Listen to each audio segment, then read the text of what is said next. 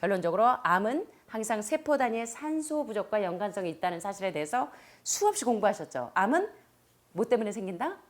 암은 산소가 답이다라는 얘기, 그래서 생기는 것입니다.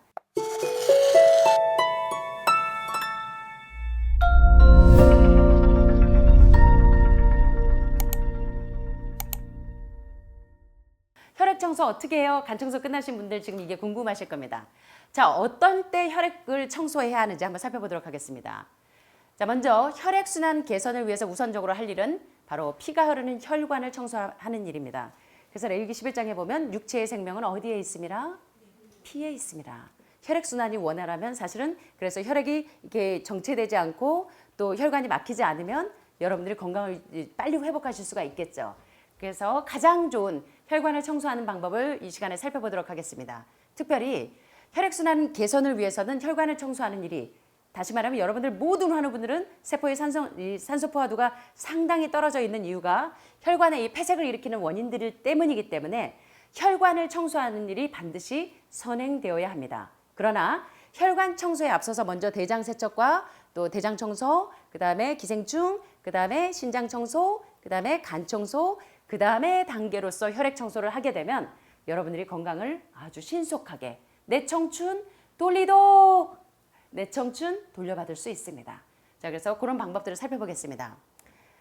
자, 불완전한 소화와 경수를 마시기 때문에 동맥이나 정맥이나 모세혈관이 이 노폐물로 꽉 차게 됩니다. 자, 여기서 말하는 경수, 연수는 뭘까요, 여러분? 부드러운 물이 연수겠죠. 경수는 거친 물이 경수겠죠. 사실은 이런 그 소화가 잘 되지 않는 많은 암 환자들은 대부분 폐색에 의해서 림프 폐색, 쓸개관 폐색, 그래서 소화불량 증세를 다 지금 여러분들 모두가 다 뭐라 그러냐면 아침마다 저를 보면 소화가 안 돼요. 얹힌 것 같아요. 계속 그런 증세가 있습니다. 이런 불완전한 소화와 또 마그네슘이나 칼슘이나 황산염이 섞여 있어서 끓여도 단물로 되지 않는 센 물을 경수라고 합니다. 수돗물이 대부분 그러겠죠. 그래서 이러한 경수를 마심으로 인해서 동맥이나 정맥이나 모세혈관이 무기질의 노폐물로 완전히 코팅이 되어 있어요. 그래서 이 쓰레기들이 라이닝을 형성해서 정맥이나 동맥 세포들이 적절하게 영양을 흡수하지 못하도록 방해하고 또 부드럽고 유연한 조직을 단단하고 탄력성을 잃도록 만듭니다. 그래서 마치 오래된 고무호수처럼 팽창도 잘 안 되고 수축도 잘 하지 못하는 우리 혈관 상태가 이렇게 병들어 있다는 것입니다. 마치 정맥류증을 앓고 있는 것처럼. 여러분 정맥류가 뭔지 아시죠? 예, 그래서 이 부풀거나 부서지기 쉽고 파괴되고 정맥이 늘어나거나 자루처럼 불룩해진 병을 정맥류증이라 그러죠. 하지정맥류 보셨죠? 그래서 이제 화장실 잘 못 가시고 막 변비 심하신 분들 막 힘 팍 주면 막 혈관이 막 튀어나올 것처럼 막 이런 경우 많이 보시죠. 이게 폐색이 너무 심해서 그렇습니다. 자, 그럴 때 어떻게 하셔야 되는가? 특별히 빵이나 뭐 흰쌀, 흰밀가루, 흰설탕, 고도로 정제된 정제유, 이런 패스트푸드, 이런 가공식품들, 정제식품들, 트랜스 지방산, 동물성 지방산, 이런 것들에 의해서 이제 이 말펑션 상태가 됩니다. 기능 부전 상태가 돼요. 특별히 요새 젊은 층들이 좋아하는 이 패스트푸드들, 예, 빵이나 밀가루 반죽 음식, 또 정제설탕의 과도한 섭취로 인해서 정맥이나 동맥으로부터 칼슘이 빠져나오게 돼요. 고기도 그렇게 많이 드시고 그렇게 많이 드시는데도 칼슘이 부족해요. 왜? 칼슘과 인산의 비율이 맞지 않으니까 칼슘이 계속적으로 빠져나오는 것입니다. 그래서 이 칼슘이 부족하게 되면 점점 허약해져서 이 기능 부전 상태가 됩니다. 자, 그러면 대장이나 신장 그리고 간이 쓰레기들로부터 피를 깨끗하게 유지하는 능력이 점점 없어지고 혈액이 점점 걸쭉해지면서, 여러분 오늘 보셨죠? 혈액 사진 다 보셨잖아요. 혈액 이렇게 채취해가지고 보니까 어떠세요? 어떤 분들은 지금 이제 이 뭐가 적혈구가 너무 예쁘게 동글동글하게 예쁘게 산소가 막 잘 통과할 수 있게 그렇게 되어 있고, 어떤 분들은 아직도 막 떡이 져서 혈전이 혈소판이 막 이렇게 응고되어 있는 거 보이시죠? 이게 다 피가 맑아져야 됩니다. 그래서 여러분들이 이제 계속 대장 청소하시죠. 과일식 하시면서 대장 폐색된 것을 뚫어가기 시작하고, 그 다음에 이제 기생충을 해서 점점 이제 해독이 세포 표피에서부터 외부에서부터 점점 내 피로 들어가면서 점점 깊숙이 지금 해독이 단계별로 들어가고 있죠. 그러다 보니까 2주 되고 3주 되고 이제 한 달 되고 2달 되면 피가 점점 맑아지면서 적혈구가 아주 예쁜 모양으로 생기는 걸 봅니다. 이렇게 혈관이 맑아지면 여러분들이 스텐트를 하실 필요도 없고 이제는 심장질환이나 암이나 여러 가지 모든 질병에서부터 회복될 수 있는 사이클로 들어가게 되는 것입니다. 자, 그래서 이게 얼마나 중요한 단계인지 모릅니다. 자, 그래서 대장이나 신장 그리고 간이 쓰레기들로부터 피를 깨끗하게 유지하는 능력이 감퇴가 되면 혈액은 여러 가지 기능을 충분히 수행할 수 없습니다. 즉 결과 산소를 잘 운반해 줘야 되는데 지금 혈관이 다 막혀 있어. 혈관이 지금 이제 정맥류증으로 그냥 다 막혀 있기 때문에 요 막힌 혈관을 빨리 림프폐색을 뚫어줘야만이 여러분이 건강을 유지할 수가 있고 적혈구가 산소를 여기저기 위에 신장의 간에 잘 날려다 줘야 여러분이 세포의 산소 포화도가 올라가면서 이제 건강해질 수 있게 되겠죠. 자, 그래서 혈관 청소가 얼마나 중요한지 모릅니다. 몸의 세포들에게 산소의 공급이 감소되고 면역 시스템이 혈액에 넘쳐나는 오염물질을 처리하느라 바빠서 계속적으로 혈관이 이렇게 독소가 꽉 차 있다면 퇴행성 질환이 유발이 되고 결론적으로 암은 항상 세포 단위의 산소 부족과 연관성이 있다는 사실에 대해서 수없이 공부하셨죠. 암은 뭐 때문에 생긴다? 암은 산소가 답이다라는 얘기 그래서 생기는 것입니다. 그래서 모리시타 게이츠 박사나 여러 암 전문가들은 뭐라고 일컫냐면 세포의 산소 포화도를 올려주기만 하면 모든 질병에서 회복될 수 있다는 것입니다. 그래서 혈액을 점점 산성화 만드는 음식들, 동물성 단백질, 동물성 지방들 또는 혈액을 점점 산성화되는 환경들 이런 환경들에서 여러분들이 이 식습관과 라이프 스타일을 고치시면서 여러분들이 질병을 다시 건강한 상태로 돌리실 수 있다는 것입니다. 자, 마지막입니다. 그래서 이제 혈관을 가장 깨끗하게 만들 수 있는 걸로 알려져 있는 유명한 혈액 정화제로 헉시티나 에시악티, 에시악은 림프암에 아주 특효약이죠. 백혈병이나 림프암에 또 이제 유방암 환우분들이 또 이 에시악티를 지금 많이 드시고 계시는데요. 이 슐츠 박사의 뭐 헉시티나 에시악티를 활용하셔도 되겠고, 이런 헉시티나 에시악티는 이 몸 안의 종양을 완전히 쫓아내는데 상당히 탁월한 효과를 가지고 있습니다. 그래서 이런 에시악티 같은 거를 활용하셔서 여러분들이 이제 혈관을 깨끗하게 청소하실 수도 있고요. 이제 마지막입니다. 이런 약초들을 사용하셔서 이런 거를 골든실이나 에키네시아 드시듯이 레드클로바를 드셔도 되고 뭐 각 지역에서 포크루트나 쉽소랄 같은 이 애기 수염 같은 거를 구하시죠. 이게 에시악의 재료들입니다. 에시악티에 모르시는 분들은 제가 에시악 강의를 해놓은 게 있습니다. 그걸 좀 활용하셔도 되는데 한국에서 참 안타깝게도 제가 참 여러분들에게 이제 많은 암 전문가들이 이야기하는 아주 그 암을 치료하는 데 좋은 천연 치료제들을 소개하고 있지만 우리나라에서 구하기 어려운 약초들이 종종 있습니다. 그래서 이제 비단 그 아마존닷컴이나 이런 데서 이제 좀 구하셔야 되는 경우도 있을 거고 아마 여러분들이 구하시기 어려우실 때는 내가 내 지역에서 구하기 쉬운 것들 뭐 레드클로바나 이런 것들 이제 미국이나 캐나다 쪽에서는 구하기가 참 쉬우실 겁니다. 그래서 이제 이런 것들을 좀 활용하시면 되겠는데요. 혈액을 청소하는 여러 가지 방법 가운데 가장 효과적인 것 중에 하나가 식간에 또는 잠자기 전에 소화효소를 먹는 것입니다. 그래서 여러분들이 소화효소 지금 드시는 분들 종종 있으시죠? 예, 뭐 새싹보리 드시는 분들도 있고 이런 효소가 혈액 속으로 들어간 후에 몇 분이 지나면 혈액 속의 찌꺼기들을 청소하기 시작하고 면역세포를 자극합니다. 또 혈액 속의 독성 찌꺼기들을 제거하기 위해서 약초로 만든 혈액 정화제로도 사용하시면 도움이 되는데 바로 암세포와 종양에 적대적인 레드클로바나 에시악티나 헉시티 같은 것들을 활용하셔도 도움이 되겠습니다. 대표적인 혈액 정화제로는 바로 이 레드클로바. 레드클로바는 사실 종양을 그 동면 상태로 만드는데도 상당히 탁월하지만 가장 그 피를 맑게 하는데 상당히 탁월한 약초로 많이 알려져 있습니다. 그래서 이제 레드클로바를 활용하셔도 좋겠고요. 우엉뿌리나 또는 포크루트나 또는 이 떡갈나무 덤불이라고 하는 채파롤이나 또는 쉽소리라고 하는 에시악의 재료가 되는 이런 티들, 이런 이제 약초들을 여러분들이 이제 활용하셔서 혈액을 청소하는 그런 일들을 게을리하지 않으시게 되면 이제 여러분들이 비로소 이제 이 혈관도 깨끗해져서 이제 여러분들이 다시 건강을 회복하실 수 있는 아주 지름길에 접어들게 되시는 겁니다. 그래서 간 청소는 한 번에 끝나는 것이 아니라 3주 간격으로 1년에 한 8번에서 12번 정도 계속 실시하시고 간 청소 전으로 대장 세척하는 거 잊지 마시고 간 청소 후에 그 다음 단계가 바로 이렇게 이제 레드클로바나 에시악티나 이런 여러분 지역에서 쉽게 구하실 수 있는 약초로 구하셔서 이렇게 혈액을 청소하셔도 되고 규칙적으로 이 단계를 거치시다 보면 여러분들이 건강을 회복하시는데 상당히 도움이 되시리라고 생각합니다. 자, 오늘 이제 저와 함께 이런 여러 가지 좋은 방법들을 살펴보셨는데요. 잘 적용하셔서 여러분 건강에 유익을 얻게 되시길 바랍니다. 마지막으로 이제 제가 좋아하는 말씀을 또 한 말씀 읽으면서 마치도록 하겠습니다. 제가 야고보서 내용을 너무 좋아해서 야고보서 책을 썼는데요. 야고보서 1장 23절에서 25절에 보면 이런 말씀이 있습니다. 누구든지 도를 듣고 행하지 아니하면 그는 거울로 자기의 생긴 얼굴을 보는 사람과 같으니 도를 듣기만 하고 그 도를 실천하지 않으면 자기 얼굴을 거울로 보는 사람과 같대요. 이게 무슨 말일까요?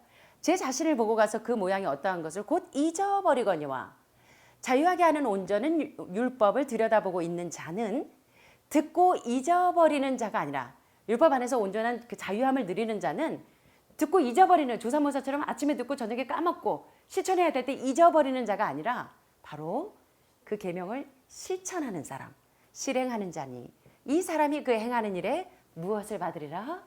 건강의 복을 받고 치유의 복을 받을 수 있다는 것입니다. 자, 한번 살펴볼까요? 말씀을 듣는 것만으로는 마땅한 본분에 대한 일시적인 감동과 순간적인 자각만 그러면 안 되지. 맞아. 내 지금 이 자꾸 이기심 때문에 자꾸 나 이거 세상을 사랑하는 이 놓지 못하는 마음 때문에 내가 회복이 안 되는 거지 하고 일시적인 자각을 줄 수는 있습니다. 그런데 오늘날 많은 그리스도인들이 이스라엘에 많은 문둥병자가 있었을 때 오직 한 사람만 구원함을 받았어요. 오직 한 사람, 오직 수리아 사람 나아만만 구원을 받은 것은 무슨 이유 때문이냐면 나아만에게 주신 처방전은 요단강에 가서 몇 번 씻으라? 7번 씻으라. 만약 나아만이 6번까지만 실천했다면 그 완전한 순종에 이르지 않았다면 나아만은 결코 구원함을 받지 못했습니다. 나아만의 살이 어린아이같이 깨끗하여 여전하여 살이 깨끗하게 된 이유는 뭐냐면 우리도 죄의 문둥병과 백혈병의 문둥병과 여러 가지 암병을 가지고 있는 모든 병에서 구원함을 받을 수 있으려면 7번 씻어야 합니다. 그것은 뭐냐면 완전한 순종과 완전한 굴복과 내 자가 그리스도 안에서 완전히 굴복된 경험을 이야기합니다. 오늘날 많은 그리스도인들이 자기 자신을 변화시키는 사도 바울이요. 이것 때문에 씨름했습니다. 사도 바울은 로마서 7장에서 이 전남편 육신의 죄의 정욕이 계속 살아있어서 이것을 어떻게 이 전남편을 죽이고 새 남편에게 시집가는 방법을 몰랐기 때문에 사도 바울이 뭘 고민했냐면 오라 나는 공고한 사람이로다. 이 사망의 몸에서 누가 나를 건져내랴. 바울은 내 자신을 변화시키는 능력을 알지 못했기 때문에 계속적으로 스트러글하고 투쟁했습니다.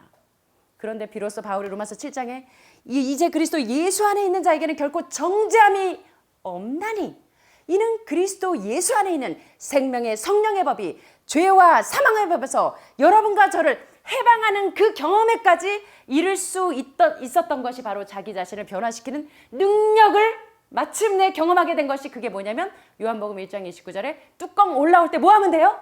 죄와 사망의 법이 나를 사로잡을 때 그때 뭐 해야 돼요? 보라. 나의 죄를 세상 죄를 지고 가는 하나님의 어린 양을 보는 게 아니라 나의 죄를 죄를 무엇하시는? 제거하시는. 실제로 여러분들 뚜껑 올라올 때 내 죄를 가지고 주님께 뛰어가야 합니다. 그러면 그분이 실제로 내 죄를 제거하시는 경험을 할 수가 있어요. 맞습니까? 이게 바로 내 자신을 변화시키는 이 능력을 경험하는 경험인 것입니다. 진실한 그리스도는 단지 그가 알기 위해서가 아니라 여러분 진리에 대한 지식은 너무나 많이 아는데 교리주의자들이 너무나 많아요. 오늘 신학적인 변명을 하시는 분들이 많습니다. 나는 날 때부터 죄인일 수밖에 없어. 엄마도 죄 가운데 태중에 나를 분만했기 때문에 나는 죄를 지을 수밖에 없는 연약성을 가지고 있어서 나는 날마다 죄를 지을 수밖에 없어. 나는 계속 죄 짓다가 구원받을 거야. 변화되지 않은 상태로 난 구원받을 거야. 천만의 말씀입니다. 천만의 말씀입니다. 진실한 그리스도는 단지 그가 알기 위해서가 아니라 하나님의 뜻을 내 생애에서 순종하기 위해서 주님의 음성에 귀 기울이고 그 율법을 순종하는 것을 내가 주의 법을 행하기를 정말 사모하고 그리고 나의 이 변화되지 않는 것을 날마다 주님께 가져가서 씨름하게 되는 것입니다. 죄와 싸우되 피 흘리기까지 싸우는 투쟁은 예수님에게서도 있었고 예수님을 따라난 우리들에게서도 날마다 이루어져야 하는 경험이라는 것입니다.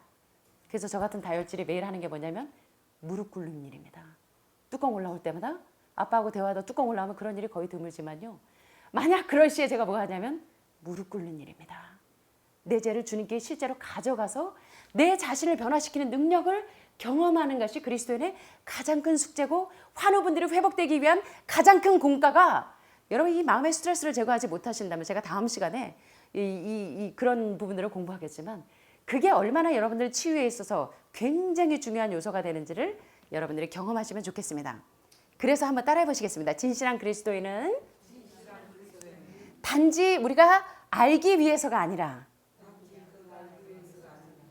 하나님의 뜻을 뭐 하기 위해서? 순종하기 위해서. 이게 이루어졌으면 참 좋겠습니다. 거울이 사람의 얼굴에 흙이 묻거나 더럽혀진 모습 그대로를 비추어 주는 것처럼, 거울을 보면 여기 지금 뭐가 묻었는지, 껌댕이가 묻었는지 보는 것처럼 하나님의 율법은 결점이 많고 죄로 오염된 나의 도덕적 용모를 반사합니다. 내가 도덕적으로 어떤 이기심이 지금 이기심 때문에 내가 까맣게 연탄장수가 되어 있는지를 보여주는 도덕적 용모를 반사하는 그런 거울입니다. 하나님의 말씀을 듣고 이해하는 것은 마치 거울을 들여다보는 것과 같습니다. 하나님의 말씀을, 성경을 들여다보면 내가 얼마나 예수님과 닮지 않은 이기심을 가지고 있는지, 나는 얼마나 교만한지, 나는 얼마나 공주병에 걸려 있는지, 내가 얼마나 왕자병 신드롬에 빠져 있는지, 내 나르시즘을 적나라하게 보여준다는 것입니다. 예수 그리스도의 품성 안에서 밝히 드러난 율법의 완전한 가르침을 바라보는 가운데 우리는 우리 자신의 부족함과 결점들에 대해서 알게 됩니다. 그래서 마침내 upon myself, 내 자신이 너무 미워져요. 아직도 내가 주님을 따라간다고 하면서 아직도 내가 따로 놀아요. 따로 국밥이야. 예수님과 내가 완전히 하나로 조화되고 싶은데 아직도 나는 내 속에 이기심이 드글드글하고, 아직도 나는 뭐가 그렇게 잘나는지 공주병 증세가 드글드글하고, 나는 뭐가 그렇게 잘나는지 손가락 하나만 마누라 물 갖고 와, 왕자병 신드롬이 아주 드글드글한지. 예, 진리의 거울은 결코 아첨하지 않고 그대로 내 상황을 보여줍니다. 예. 바울은 율법의 거울로 자신을 보기 전까지는 자신의 부패한 본성에 대해서 알지 못했습니다. 율법이 없었다면 그는 자신이 도덕적으로 충분하고 완전하다고 생각했겠지만, 율법에 순고한 원칙들을 참으로 이해했을 때 바울은 비로소 뭘 깨달았냐면, 율법은 살아있는데 마침내 내가 죽은 경험을 하게 되는 것입니다. 영적으로 내가 죽어 있다는 것을 깨닫게 되는 것입니다. 마지막입니다. 나의 형제여, 그 어떤 사람도 그대를 위해서 해줄 수 없고 오직 그대만이 해야 할 한 일, 여러분이 이 완전히 암에서 회복되기 위해서 해야 할 한 일이 있습니다. 그건 물론 여러분들이 건강식을 하고 또 해독식을 하고 상당히 중요합니다. 또 해독요법을 하시는 거. 그런데 이 몸속에 있는 독소를 빼내듯 우리는 날마다 이 율법의 거울로 내 자신을 붙여보아서 내 세포 속에 있는, 내 마음의 세포 속에 있는 이 이기심과 교만과 탐심과 예수님과 같지 않은 이 품성의 모난 것들을 싹 다 거울을 보면서 닦아내야 하는 것입니다. 날마다 우리가 해독하는 기술로 우리 몸을 청소하듯 우리 마음을 날마다 해독하는 기술로 율법의 거울에 비춰봐서 내 이 마음 속에 있는 독소들을 청소해야 한다는 것입니다. 오직 그대만이 해야 할 한 일이 있다. 각자는 하나님 앞에 책임을 져야 한다. 예수님께서는 우리 품성 속의 결함을 발견하도록 하는 거울로서 날마다 우리가 해야 할 일은 뭐냐면 품성의 거울로, 율법의 거울로 내 자신을 씻어야 한다는 것입니다. 우리는 우리 이웃의 결점이 반사되는 것을 보기 위해서 율법의 거울로 보는 것이 아닙니다. 우리의 이웃이 그 표준에 도달하는 것을 살펴보기 위해서 신학적으로 계속 공격하죠. 뭐 너는 뭐 어쩌고저쩌고 부부싸움 할 때 보면요, 막 신학적인 공격을 합니다. 뭐 당신은 뭐 믿는 사람이 왜 그따위야 어쩌고저쩌고 하면서 서로 공격합니다. 그런데 내 남편과 내 이웃과 내 아내를 공격하기 위해서가 아니라 내 속에 있는 결함들을 발견하고 내 속에 있는 담석과 결석들을 도려내기 위해서 율법의 거울을 쳐다봐야 한다는 것입니다. 맞습니까? 예. 남편을 공격하기 위해서, 이웃을 공격하기 위해서가 아니라 내 마음속에 있는 이 결석들, 담석들, 독소들을 드러내기 위해서 율법의 거울을 쳐다봐야 한다는 것입니다. 지식만이 필요한 모든 것이 아니다. 우리는 빛을 따라야 한다. 우리는 우리에게 적합한 것은 받아들이고 우리에게 맞지 않는 것은 불편해서 율법의 거울을 깨트리실랍니까? 아닙니다. 나에게 맞는 거, 너 이 돼지고기 먹으면 안 돼. 그러면 그 부분은 거울로 깨트려버리고 그 다음에 그걸 순종하지 않고, 이게 아니라 내 입맛에 맞는 것만 받아들이는 것이 아니라 나를 적나라하게 들여다 보여주는 그 율법의 거울에 비추어서 내가 맞지 않는 모든 것을, 이 우리 몸속에 있는 이 담석과 결석들을 녹여내듯이 담석 분쇄기가 되는 율법의 거울로 나를 조명하셔야 된다는 사실입니다. 하나님의 도덕경은 참된 신앙이란, 우리 한번 따라해 보시겠습니다. 참된 신앙이란 나의 실제 생활 속에 그 말씀이 죽어 있는 것이 아니라 살아 있는 것입니다. 자, 참된 신앙이란 내 실제 생활 속에 그 말씀이 하나의 교리가 아니라 그 교리가 내 생에서 나를 변화시키는 능력이 될 때 그것이 마침내 살아있는 능력이 되는 것입니다. 우린 이제 교리주의자가 아니라 진리로 은혜로 변화되는 아름다운 그런 역사가 있게 되기를 간절히 소원하면서 말씀을 마치겠습니다. 감사합니다.